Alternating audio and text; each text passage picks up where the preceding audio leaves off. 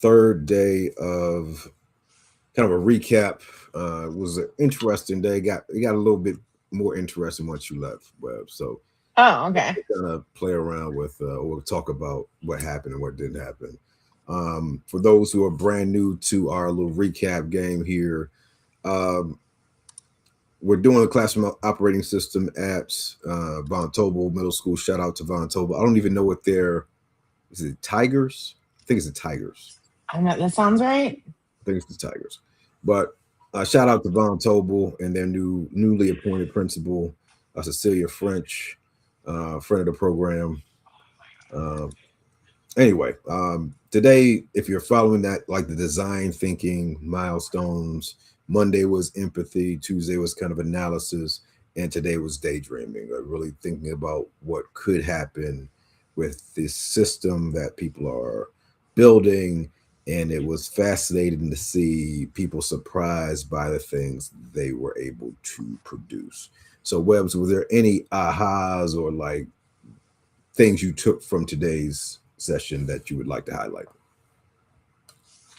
I enjoyed our little side quest conversations. Those were good.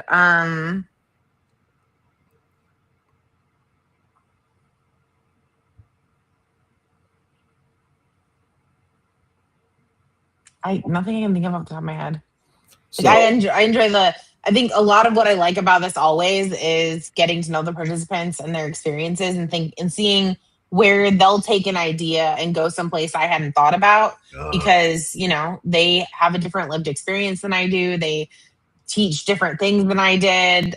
They view the way that we have created this system differently. So it's always interesting to see what they want to do with it.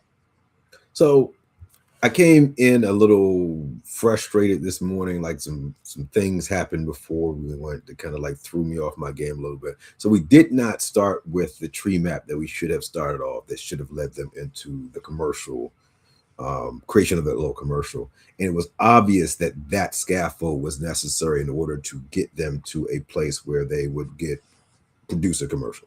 However, it was cool to have them try Google Vids. And if you're someone who's watching this and you have not experienced Google Vids and you're in a Google district, Google Vids has a lot of very interesting things, especially because VO is now baked into Google Vids. Not a 100% on board with let's go AI videos for 2.5 hours feature film length type thing. I don't think I'll ever be on board for that. But I think in very short bursts and integrating things into bigger projects, I think it could be a CGI of type situation. I don't see an entire CGI film, but using it strategically, I don't particularly have a problem with that. So that was kind of interesting. Yeah, it opens up some avenues that wouldn't be accessible to people otherwise, which is nice. And you can use it for things like the commercial we had them make, which they can then use for like their open house night. So that's kind of nice. So that was cool. They eventually got to a point where they had a pretty good idea what they wanted to do.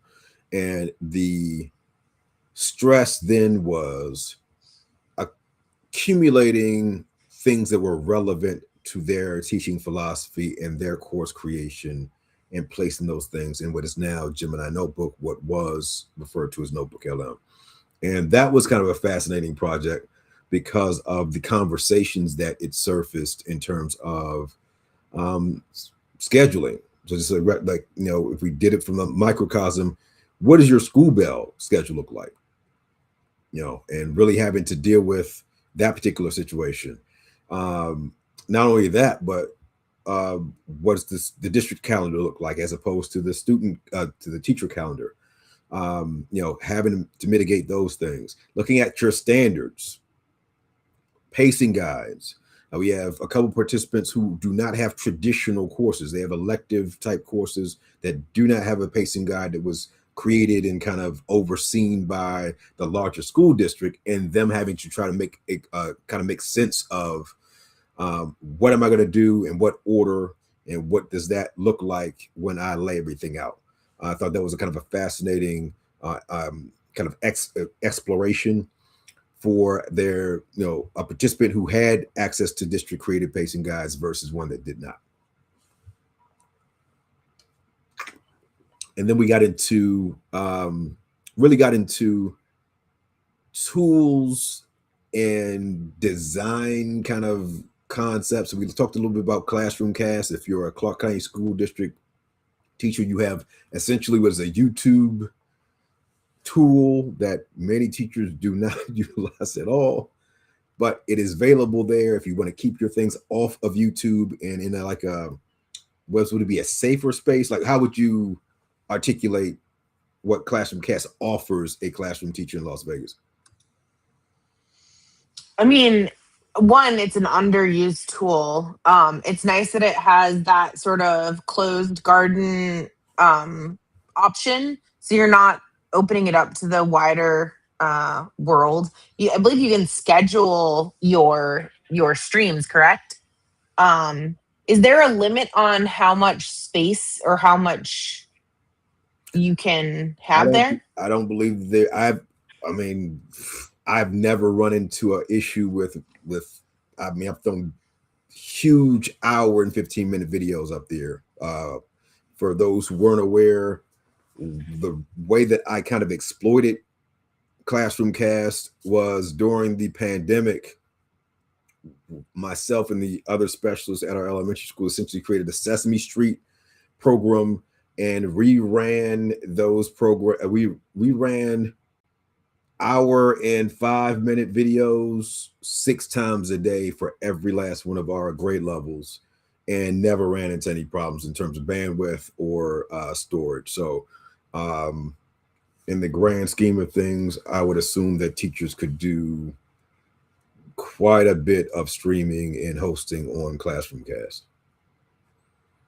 And so when you left, I did demonstrate that particular thing for them.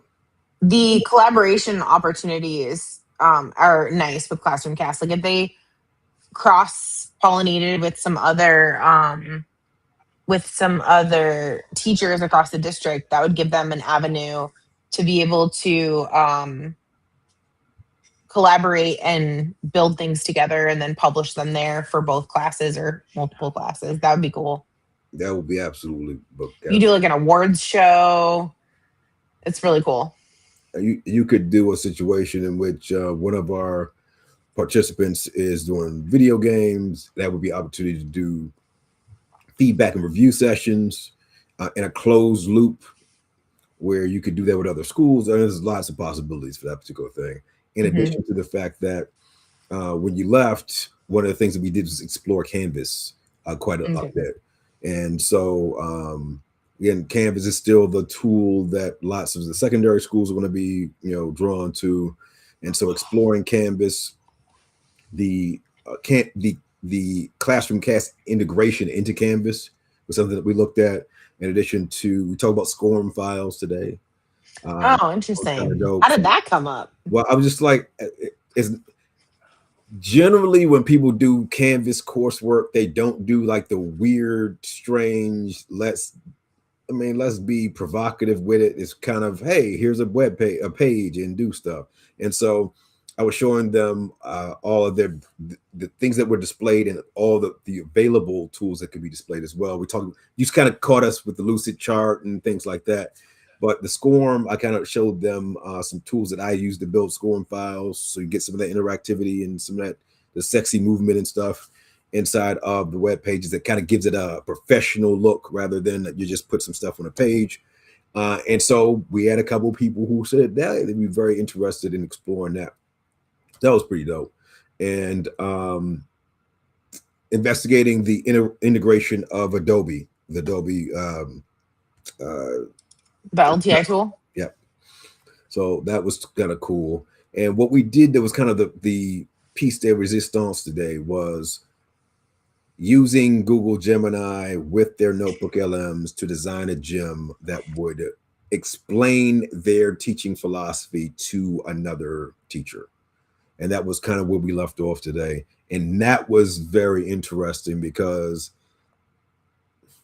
I think that adults need the permission to be wacky and to be creative and be imaginative and go kind of left field. and Oh often, yeah.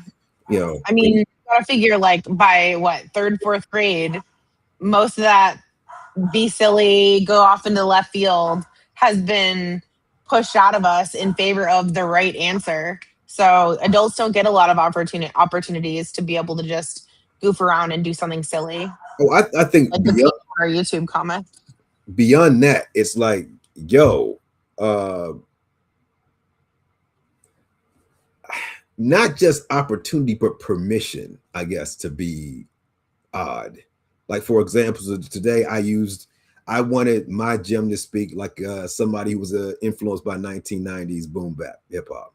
So I wanted explain my philosophy in that way. So of course it was rapping and stuff. You kind of hear the DJ premiere and you hear it or whatever, and so that opened it up to we had a one participant had their speaking a Cockney accent, one participant had their speak in like Gangs of New York, Gangs of London rather, if you've seen that program, AMC.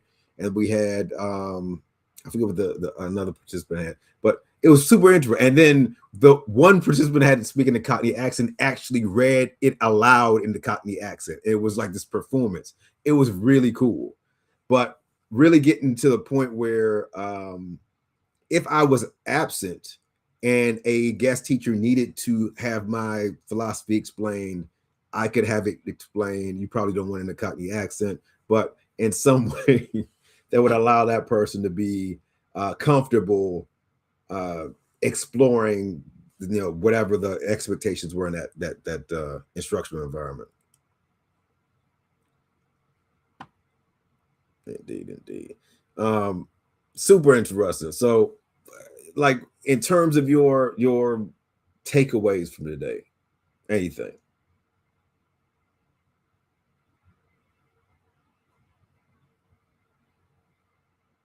You're muted. I'm thinking aloud to myself. Oh, good. Um, I think I think one of the things I thought about was we don't give people enough time to let ideas marinate during professional development. We spend a lot of time like pushing out information, but we don't give people enough time to just like futz around and actually like play with their food, you know? Um, and I was thinking about how, yes, we gave them new tools today, but every day builds on the previous day insofar as they've had a little bit of time to marinate, and we're not adding so much with every day that you're not like switching topics or starting brand new, so that you have some background knowledge you're anchoring to as you're building, um and giving enough time, because I think sometimes too, like the time that they had to work on their commercial, we gave them like half an hour. And a lot of times when you're given a new tool, and we talked about this, I think, a little bit on Monday, when you are given a new tool, the first thing you should do is just explore the tool and not pair. It is never a good idea to pair new tool with a high risk, high value task. That is a guaranteed like recipe for frustration right out of the gate, because you have a high cognitive load of learning the new tool, and you also have the high stress and cognitive load of the high risk task.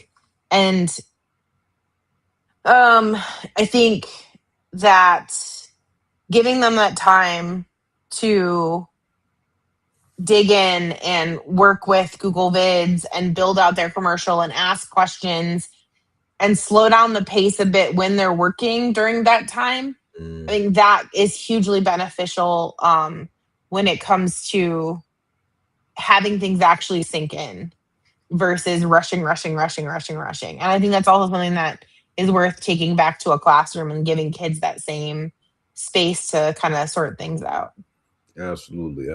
So tomorrow is really going to be prototype day. We're going to add something to the mix tomorrow.